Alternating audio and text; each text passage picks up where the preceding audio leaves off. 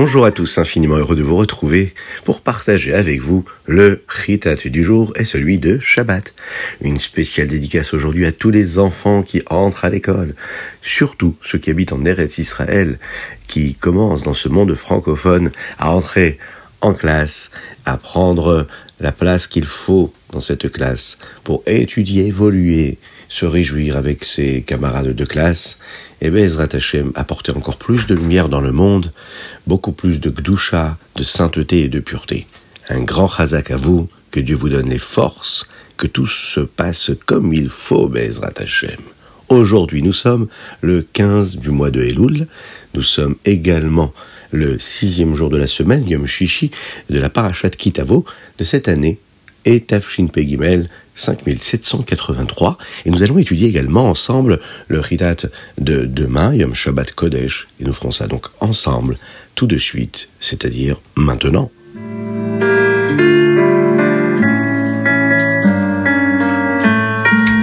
Et nous allons commencer tout de suite avec le Chumash.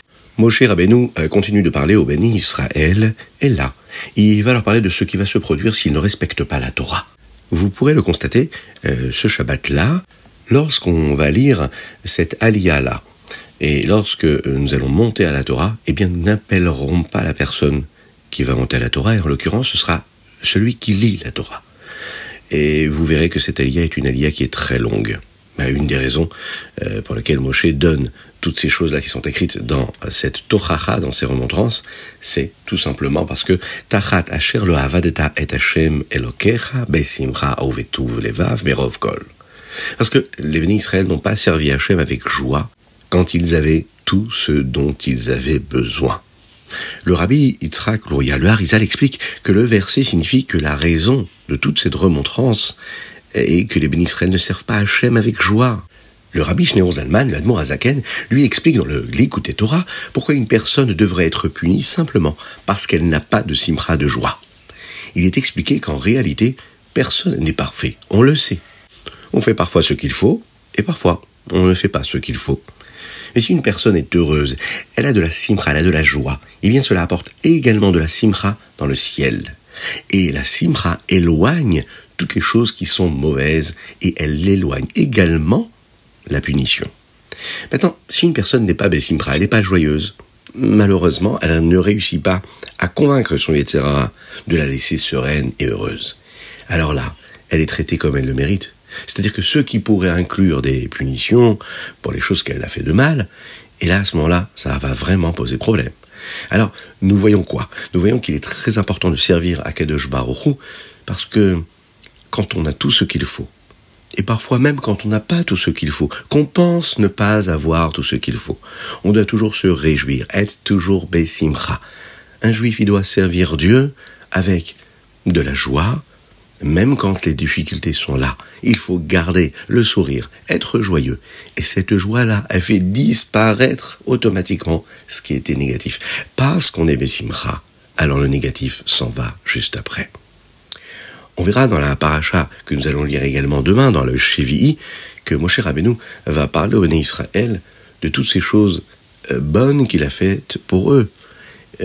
Après qu'ils aient entendu les 98 malédictions que Moshe Rabbeinu a prononcées, et qu'ils se soient souvenus des 48 malédictions qu'Akadosh Baruch Hu avait prononcées auparavant, eh bien eux, ils vont commencer à avoir peur, les Béné Israël. Alors Moshe va rappeler au Béné Israël combien Hachem les aime, rappelez-vous.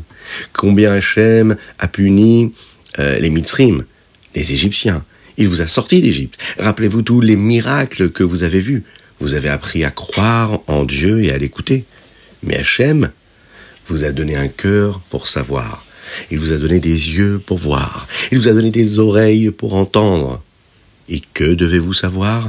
Que devez-vous voir ? Et que devez-vous entendre ? Eh bien, toute la bonté qu'Hachem fait pour chacune et chacun d'entre vous. Il le dit, Moshe Rabbeinu, Hachem a pris soin de vous dans le désert pour que vos vêtements ne s'abîment pas ou ne se salissent pas, pour que vos chaussures ne s'usent pas. Et vous avez mangé de la manne et bu de l'eau d'un puits qui était un miracle. Et même les rois puissants comme Sichon et Og, qui eux sont venus vous combattre, eh bien vous avez gagné. Et leur terre fera partie d'Eretz Israël plus tard. Alors pour l'instant, Réhouven, Gad et une partie de la tribu de Ménaché vont déjà y vivre. Alors il le dit ici, Moshe Rabbeinu. Voyez combien Akadosh Baruch Hu, combien Hachem vous aime. Assurez-vous d'apprendre la Torah d'Hachem et de faire ce qu'il dit, et vous aurez de la hatzlacha, de la réussite, dans tout, pour tout et tout le temps.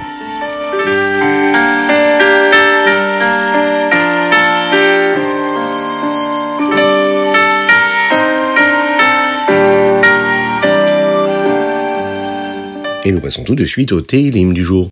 Pour le 15 Elul, nous allons lire les Teilim qui correspondent au Aïn Zaïn et Aïn Chet. Et dans ce mois de Elul, nous avons l'habitude de réciter également des chapitres en particulier qui sont Mem Gimel, Mem Dalet et Mem E. Le chapitre Aïn Chet parle de tous les miracles qu'Akadosh Baruch Hu a fait pour les bénis Israël depuis le temps de la sortie d'Égypte, jusqu'à ce que David Améler devienne le roi. Dans le premier verset qui parle de David Améler, il est dit Va Ifrar be David Avdo, va Yikachehu mimich leotson. Hachem a choisi David Améler, et il l'a pris des étables des brebis. Qu'est-ce que cela veut dire? Rachi nous explique comment David Améler prenait soin si particulièrement des brebis. Vous le savez, le roi David, avant de devenir le roi, il n'était qu'un simple berger. Oui, un simple berger, mais qui a beaucoup d'importance. Il prenait soin, comme il fallait, de ses brebis. Il avait remarqué que toutes les brebis n'avaient pas de nourriture à manger. Les brebis grandes et fortes couraient très rapidement dans le champ et mangeaient autant qu'elles le voulaient.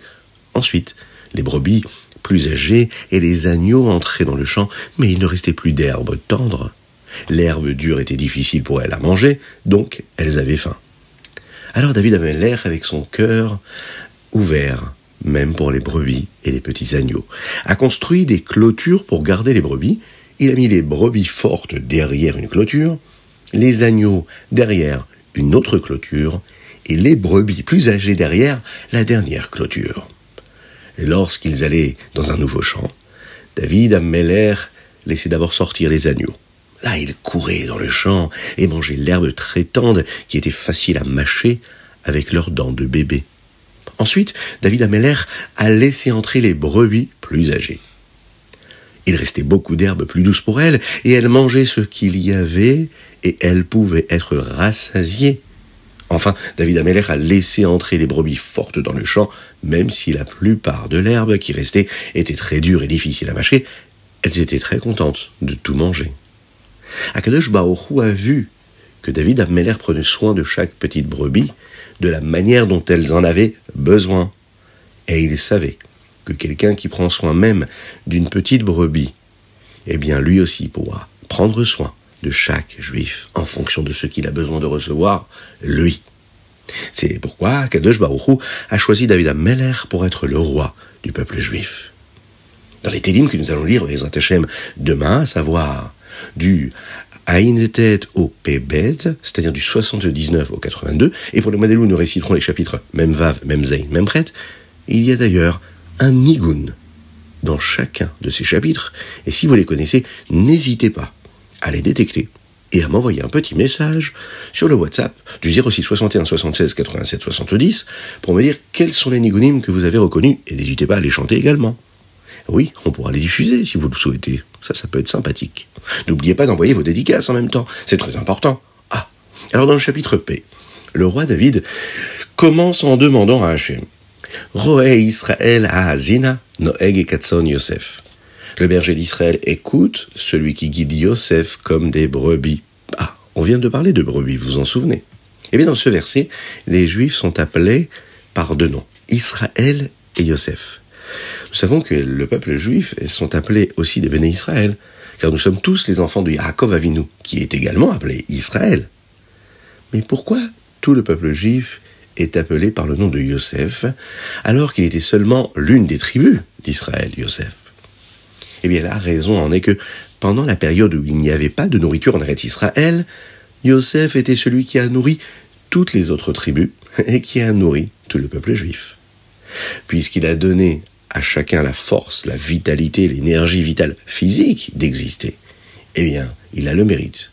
Et nous sommes tous appelés dans ce verset par son nom.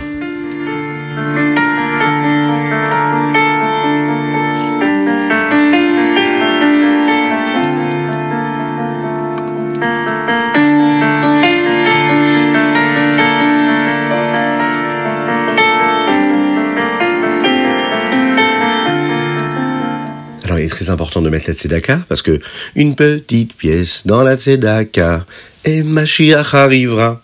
Oui, mais pas seulement cela. 2 pièces, parce qu'aujourd'hui nous sommes vendredi, et demain nous serons le jour de Shabbat. Et donc on met déjà maintenant des pièces à la tzedaka. Mais aussi, on va se soucier de notre frère juif. On va s'assurer que notre voisin ait bien du jus de raisin ou du vin pour faire le kiddush de Shabbat. Parfois, il a tout ce qu'il faut dans le réfrigérateur, mais il n'a pas la force d'aller acheter une bouteille de vin ou de jus de raisin. Peut-être qu'il ne pense même pas à faire kiddush. Peut-être une voisine n'allume pas les bougies de Shabbat. Alors on va taper à la porte et on va dire, est-ce que vous avez besoin de bougies pour Shabbat? Est-ce que vous pensez à allumer les bougies de Shabbat? Est-ce que vous pensez à cette lumière que vous allez apporter dans le monde? On se soucie de son frère juif avant Shabbat. Peut-être qu'il n'a pas de quoi manger, peut-être qu'il faut aller lui apporter des chalotes, 2 petites chalotes, et vous apporter de la joie, de la chaleur et du bonheur à votre voisin ou à votre voisine. N'hésitez pas, c'est maintenant qu'il faut agir. C'est la plus belle des actions que vous pourrez faire pour permettre à quelqu'un d'autre de vivre un beau Shabbat dans la joie. Et nous passons tout de suite à notre Tanya du jour. Nous sommes dans la Igeret HaKodesh, Siman Yud Dalet. Beaucoup de lettres dans la Igeret HaKodesh ont été envoyées aux Chassidim pour les enthousiasmer et leur donner de la force à donner de la tzedaka. Il y avait d'autres grands élèves du Maggid de Mezrich, de grands tzadikim qui vivaient en Eretz Israël, et il était très difficile à l'époque de gagner de l'argent en Eretz Israël, et ils avaient besoin de l'argent que les Chassidim leur envoyaient depuis d'autres pays. Le Rabbi Shlomo Zalman a lancé une tzedaka spéciale qui s'appelait Kolel Chabad, que nous avons encore aujourd'hui, pour collecter de l'argent pour les chassidim qui vivaient là-bas. Quand quelque chose de nouveau commence, tout le monde s'enthousiasme et veut en faire partie. Après un certain temps, cependant, ce n'est plus si nouveau, alors les gens sont occupés par autre chose. Il en est de même avec le Kolel Chabad. Au début, tout le monde donnait de la tzedaka avec énergie vitale, avec force, mais ensuite, les dons ont commencé à ralentir. Dans cette lettre, le Rabbi Shlomo Zalman réveille à nouveau cette joie-là des chassidim et cette force-là, et leur demande de donner la tzedaka, cette tzedaka si spéciale. Eretz Israël est un endroit très spécial. Il reçoit sa chayut, sa vitalité directement d'Hachem. Le reste du monde reçoit son énergie vitale à travers la vitalité qui entre en Eretz Israël. Donc, cette vitalité-là qui est la première, l'essentiel, elle n'est pas toujours la même. Chaque année, il y a une nouvelle vitalité qui entre en Eretz Israël qui n'était jamais là auparavant. Chaque année, la veille de Rosh Hashanah, toutes les mitzvot que nous avons accomplies pendant l'année montent vers Hachem. Et lorsque nous prions, lorsque nous sonnons du shofar, cette nouvelle chayut, cette nouvelle vitalité entre en Eretz Israël. Et de là, le reste du monde reçoit ce qu'il doit recevoir. Et pour accompagner cette nouvelle vitalité qu'il y aura chaque année en Eretz Israël, il faut qu'il y ait aussi de la tzedaka qui soit renouvelée chaque année en Eretz Israël. Donc, il faut continuer à donner. Le Rabbi Shlomo Zalman les encourage et nous encourage chacun à donner encore et toujours de la tzedaka.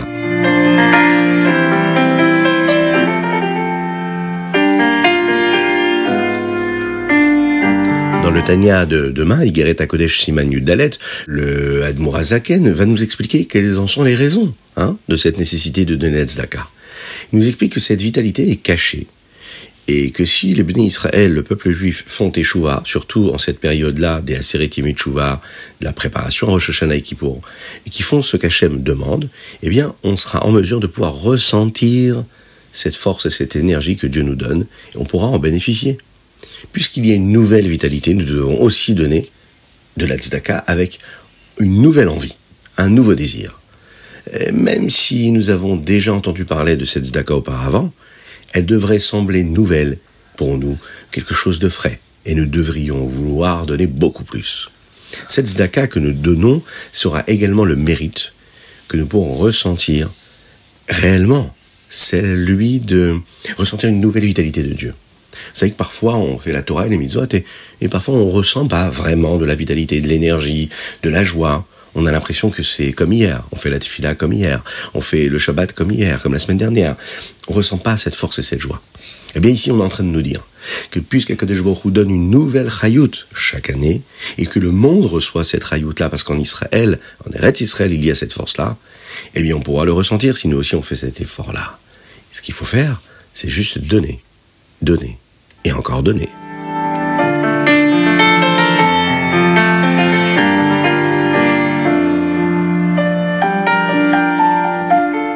On passe au Hayom Yom, Alors, d'abord le Hayom Yom du Tetvav Elul, du 15 Elul. C'est un jour qui est très spécial aujourd'hui. On peut penser à tous ces Bachurim qui sont entrés à la Yeshiva il y a quelques jours. La Yeshiva Tomchet Mimim Lubavitch a été fondée par le Rabbi Rachab, le Rabbi Shalom Dovber, en ce jour-là. C'était seulement 2 jours après le mariage du Rabbi Yosef Yitzhak, son fils. C'était un dimanche, le Tetvav Elul de l'année Tavresh Nun Zayin. Les Bachurim, les étudiants, ont commencé à étudier la partie explicite de la Torah, ce que nous appelons le Niglé, la Gemara, la Halacha, et ensuite la Chassidut le mercredi, qui était le jour qu'on appelle le Chai Elul, Yul Tret Elul, le 18 Elul, seulement quelques jours plus tard. Au début, la Yeshiva n'avait pas de nom. 1 an plus tard, à Simchat Torah, après les Hakafot, en l'année Tavresh Nun Tet, le Rabbi Rachab, le Rabbi Shalom Dovber, a annoncé. La Yeshiva qui a été fondée s'appelle Tomchet Mimim. Et les Talmidim, les étudiants qui apprennent dans la Yeshiva et qui agissent comme ils le devraient, sont appelés des Tmimim. Et Tmimim, cela veut dire des étudiants qui sont sincères. Dans le Hayom Yom du Tet Zayin Elul, du 16 du mois d'Elul, c'est-à-dire de Shabbat, nous apprenons une explication que le Rabbi Shlomo Zalman donne sur la Gemara, sur le Talmud, qui nous enseigne à quel point il est incroyable de rendre service à un autre juif. Lorsqu'on rend service à quelqu'un d'autre, on sait probablement que nous avons accompli la mitzvah d'Ahavat Israël. Mais est-ce que l'on sait vraiment pour combien de personnes nous avons rendu service grâce à cet Ahavat Israël ? La Gemara nous dit que lorsque l'on sauve un autre juif, eh bien c'est comme si on avait sauvé vraiment tout le monde. En se basant sur cela, le Rabbi Shlomo Zalman a dit que lorsque nous faisons quelque chose pour une autre personne, nous devrions réaliser que nous l'aidons vraiment, lui, ses enfants, ses petits-enfants, jusqu'à la venue de Mashiach. Et pourquoi ? Eh bien écoutez cela. Parce que nous devrions considérer une neshama, une âme, telle qu'elle est dans Adam Kadmon. Qu'est-ce que c'est Adam Kadmon ? C'est la partie d'Hachem avant même que les âmes, les neshamot, ne deviennent des personnes distinctes. Là, nous pouvons voir comment l'âme est ensemble avec chaque neshama qui en découlera. Toutes les neshamot sont toutes ensemble. Et lorsque nous aidons cette neshama, cette âme, eh bien nous aidons vraiment toutes les personnes qui en découleront. C'est-à-dire les âmes qui vont venir de ces âmes-là. Les enfants, les petits-enfants, les arrière-petits-enfants à l'infini.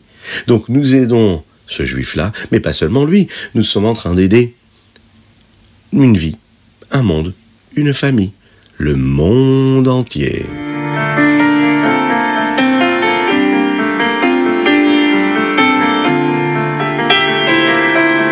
Nous passons au Rambam du jour. Nous apprenons les Hilchot Maaser. Dans le Rambam d'aujourd'hui, nous apprenons ce qu'est le Tevel. C'est la nourriture qui nécessite que le Maaser soit prélevé, et donc il est interdit de manger le Tevel.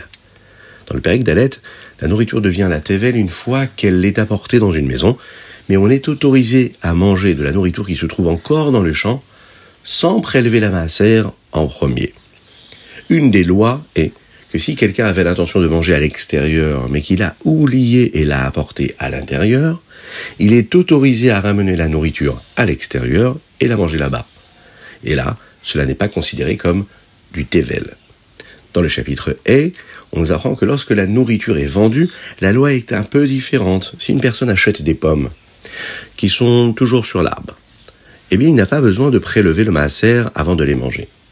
Mais si les pommes sont déjà, par exemple, dans un seau, même si elles ne sont pas encore dans le champ, il doit prélever le maaser avant de pouvoir les manger.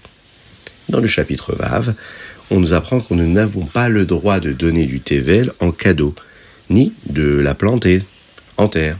Nous n'avons pas le droit de vendre le Tevel uniquement si nous sommes obligés à le faire. Et même dans ce cas, seulement un Talmid Chacham, un érudit de la Torah, dont nous sommes sûrs qu'il prélèvera lui aussi le maaser et qu'il ne se posera pas de questions sur cela, qu'il fera les choses comme il faut.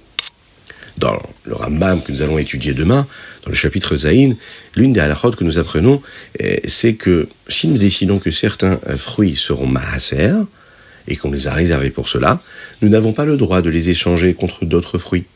Dans le chapitre 8, on nous parle de ce qui se passe si, par exemple, ce qui a été mis de côté pour le maaser a été mélangé avec d'autres choses. Eh bien, une des lois est que si une personne a, par exemple, 100 barils de vin, et qu'elle a décidé que l'un de ces barils-là sera le maaser, mais il a oublié lequel il sera. Eh bien, il peut prendre un peu de vin de chacun des barils, il va les mélanger ensemble, ensuite il donne ce vin pour le maaser. Dans le chapitre 9, nous apprenons ce qu'est le démaï. Le démaï, c'est de la nourriture dont nous ne sommes pas sûrs si le maaser a été prélevé ou non. Il y a un doute. Alors, si c'est un amaret, c'est-à-dire quelqu'un qui ne connaît pas la loi, qui dit qu'il a prélevé le maaser, eh bien la nourriture est du démaï. Du démaï, ce qui signifie que nous ne sommes pas sûrs que le maaser ait été prélevé correctement. Il y a de nombreuses lois concernant ce démaï-là, sur cette nourriture si particulière, qui est détaillée dans toutes les lois de la Torah.